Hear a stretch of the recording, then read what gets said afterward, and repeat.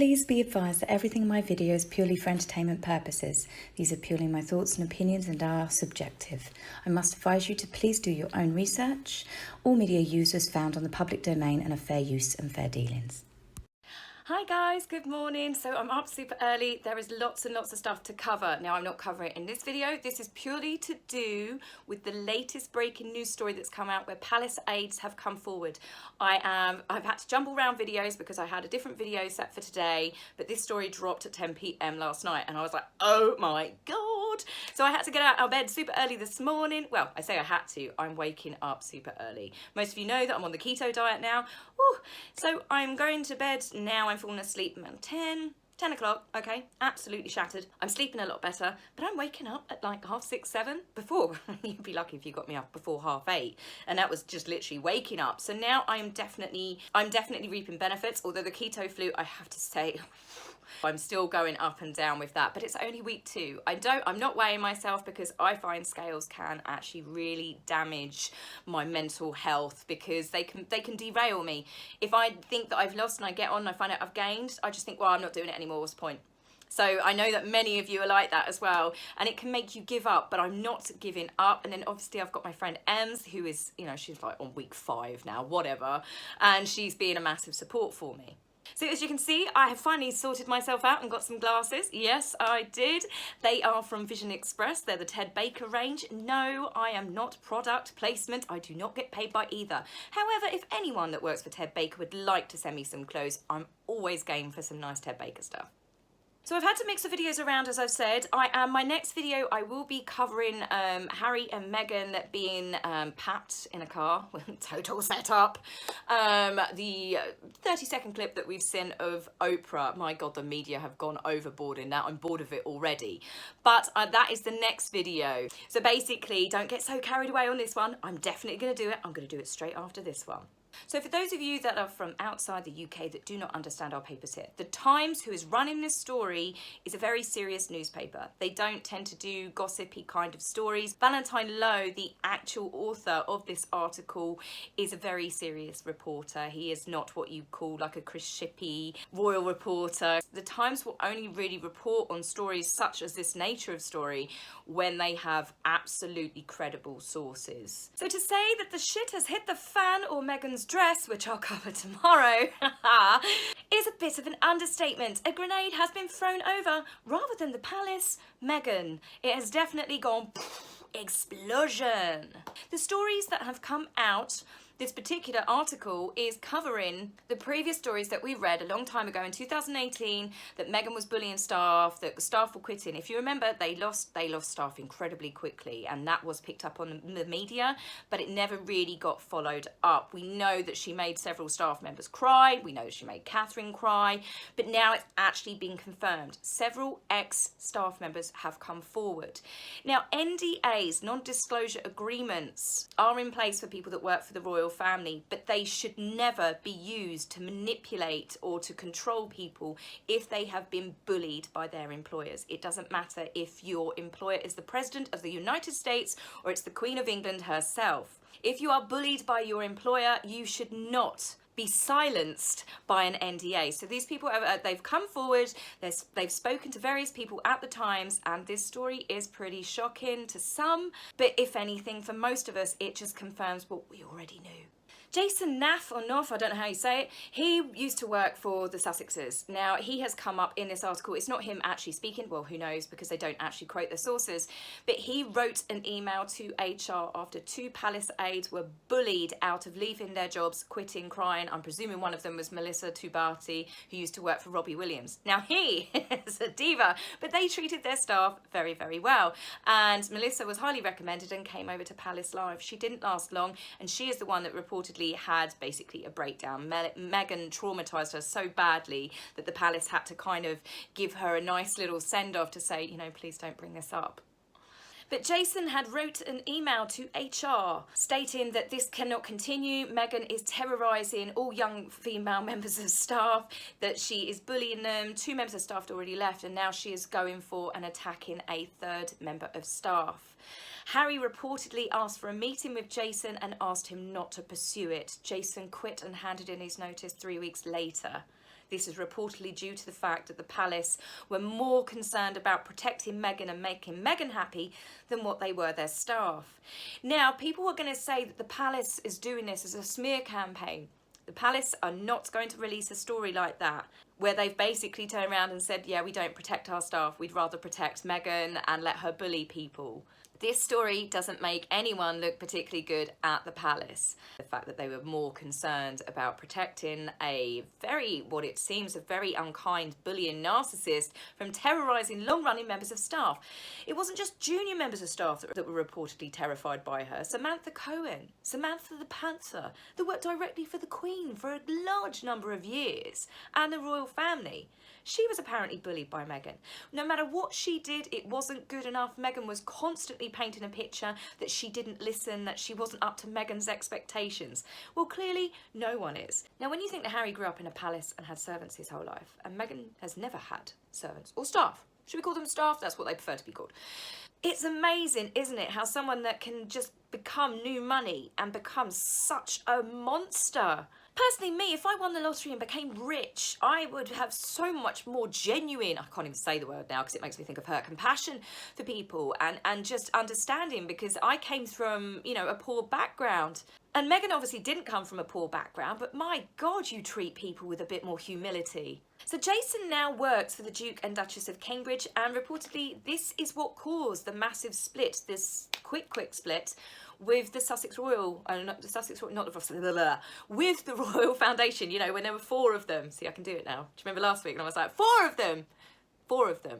And William had heard about the bullying. Obviously, Meghan had attacked Catherine verbally and made her cry, and Meghan had had a go at their nanny, and Meghan had had a go at the Queen's kitchen staff, and Lord knows how many other people. And these are just the people that actually came forward. So William demanded the split be immediate. That's why it was rushed. This is why the axe fell. William does look out for his staff, and you've got to think that when the 2 kind of foundations did split, not many people chose to go with Meghan and Harry. If anything, they had to get brand new staff for everything, and everyone chose to stay pretty much with Catherine and William. That tells you everything. Former staff members have said that they were humiliated, they went through so many unpleasant experiences and were left shaking with fear and feeling sick about having to tell Meghan, update Meghan on certain things. There was one particular paragraph that I read that a member of staff wasn't aware that the media were going to be present at a certain engagement, and they were, and she was terrified of having to go see Meghan the next day to basically say, I didn't know they were going to be there, sorry. She was left shaking with fear and feeling sick. A source said there were lots of broken people, young women broken by their behaviour. Harry's included in this as well. And one staff member was left completely destroyed. I believe that to possibly be what Melissa went through. I could be wrong. Sources went on to say that Harry and Meghan were outrageous bullies. Harry, obviously, as we've heard, has never been particularly a wonderful person, but he was a lot kinder and a lot more fun. Apparently, when Meghan came on the scene and she started treating people like shit on her shoe, Harry pretty much followed suit and did the same. The fact that Harry went to Jason and said, please do not follow this up, please do not, you know, we've got to keep Meghan happy, tells me everything that I need to know about that. And good for Jason by sticking by his scruples and just going, right, I quit. Now, these sources that have come forward have said that staff actually bent over backwards to welcome Meghan. They knew what Catherine had been through. They knew what other, you know, had put off Harry's previous girlfriends. So they bent over backwards to make her happy. Because Meghan was actually, and this is one thing where people say, oh, it's because she's biracial. This is where they were concerned. The palace were genuinely concerned that they were going to be judged on Meghan's happiness, so they bent over backwards to make her happy. This is why I think that she got away with so much stuff, why she was given so much stuff when they didn't even know her. Valentine also brings up the story again about the fact that, you know, the staff tried to say to Meghan that if she wanted to continue acting, they must be able to, you know, find a way that she can join the royal family but still work. But Meghan convinced everyone that she did not want to do that. She wanted just to support her husband husband and be a full-time royal. We now know that it was just because she was after the titles. They said that Meghan craved rejection from the very first moment her toes entered the door. She wanted to run with the narrative that she was treated differently, she was treated unfairly, but nothing could have been more false. She was reportedly literally elevated. Well, we saw, didn't we? We were all scratching our heads that she got patronages straight away, titles straight away. She went with the Queen, didn't she? So the Queen didn't do that with Catherine for a number of years. How harsh it must have been for Catherine to watch this newcomer come in and be given everything you worked your butt off to get. In this article as well, another member of staff had said that the way that Meghan treated them was more like emotional cruelty and manipulation. Now, this is typical narcissist traits. You know, I call Meghan a narcissist quite a lot. This is definitely traits that is used by them. Well, it's part of their personality. They see themselves on an elevated platform. Staff, in this instance, are no more than a pebble in her shoe, so she will have no respect for them whatsoever. This is why all the famous people, when they meet Meghan, she's so sweet, she's so kind. That's because she wants something from you, or she's going to use you at a later point. There's an age-old saying about how someone treats a waiter shows their kind of true personality, and never has a truer word been said about Meghan. We heard all the stories about how she treated staff terribly when she was on that Australia tour, but obviously everything got buried because everyone was trying to keep Meghan happy, and the royal family, they like to bury certain stories, don't they? They couldn't very well have their brand new Duchess that they have freely given all this stuff to actually be known as the terror that she apparently is. Now, there were two bits in this story as well. Now, I have to say now, if you want to read the articles, The Times is behind a paywall, I believe, but they do a 7-day free trial. So these articles are very much worth reading, and if you get a 7-day free trial, The Times might even cover what's going to happen on Sunday.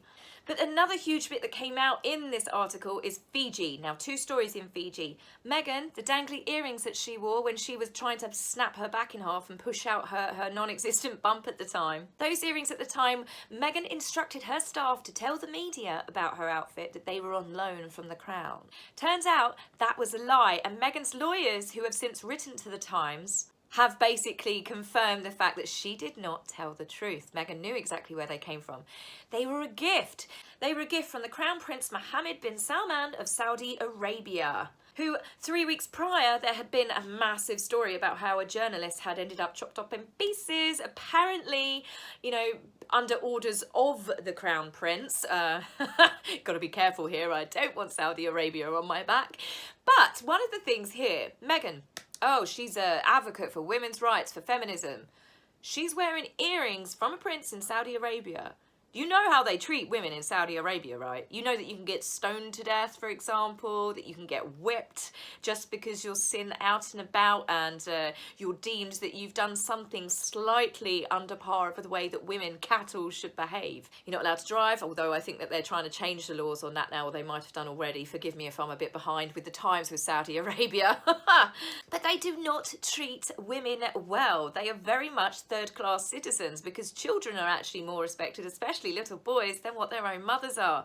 So Meghan accepted these earrings, being this absolute advocate for women's rights, and she knew it was bad. That's why she got the staff to lie. Now, the other thing that came out with Fiji, she cut an engagement short in Fiji because UN Women, the organisation, was there. Meghan took umbrage with them for some reason, and they don't know why. Now, this is where it gets bizarre because Meghan did a speech for UN Women. This is when she decided she was going to redesign herself to snare the prince as a humanitarian in 2015. This particular speech has been milked by her non-stop. It has been used non-stop, especially on Sussex Royal, and reminders that Meghan gave a speech at UN's Women, blah, blah, blah. So why was she avoiding them? I'll take a little guess. Perhaps she left a bitter taste in their mouth and she wasn't particularly nice to them. She also did a bit of a, well, not a bit, a whopping lie, didn't she, on the TIG? She said that she received a standing ovation from world leaders after her speech. No, she didn't. Crickets. That's all right, that's a bad impression of a cricket. So I know there's going to be lots of people screaming, going, oh, well, the palace have put out this story. They're smearing Meghan before Oprah, blah, blah, blah. The palace don't come off well in this. The palace are not going to put out a story to say that their HR team are absolutely shite, are they? The Times did go to them for comment, and I think that, I might be guessing now, have I made this up in my head? Who knows? I've read so many stories. But I think that the palace is shocked at this point at the allegations that have come out in this article that they weren't aware. But, you know, time will tell. So naturally, Meghan's team of lawyers have written to the Times. Apparently, they have written to them to kind of defend the Duchess. One of the things they did not defend, or to say it was an absolute lie, was the story over the earrings. They admit that Meghan did know exactly where those earrings came from. So she lied. And you've got to think, well, why did she lie? Because she knew it was naughty to accept them trying to be an advocate for women's rights in the world from a prince of a country that's just had someone chopped up. And also, you know, well, as I said, the women thing doesn't look good, does it?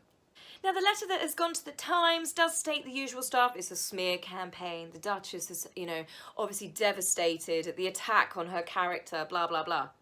But they're not suing. No, no, no. Meghan is not suing them. Now, when these stories first originally came out about, you know, the fact that Meghan was bullying stuff, she didn't sue then. So my train of thought and the way I deal with Meghan now in my head, and Harry, that if they don't sue, that means that there is no smoke without fire. And in Meghan's case, with the bullying and the way she's been treating people before she met Harry, bearing in mind all these stories came out of how she treated staff a long time ago, it's less smoke without fire, more of an inferno. So video number 2 will be coming shortly. I just wanted to get this story out, and I will be back with you with a longer video later on. So I will see you soon. Bye. If you like my video, please remember to like and subscribe. Please, angry typists, you will be blocked, so save your fingers for time. If you would like to buy me a coffee, please go to my About page and click the link. Love, Taz.